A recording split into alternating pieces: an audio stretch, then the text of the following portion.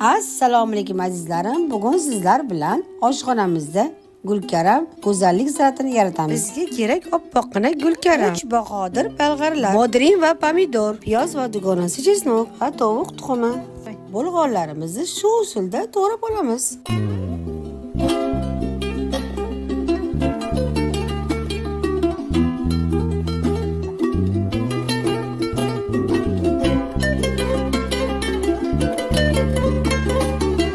Aytgancha, gulkaramlarni xomroq qilib qaynatib olish esingizdan chiqmasin. Go'zal gulkaramlarimizni yana chiroyli qilish uchun 2 tuxum chaqib, tuz solib aralashtiramiz.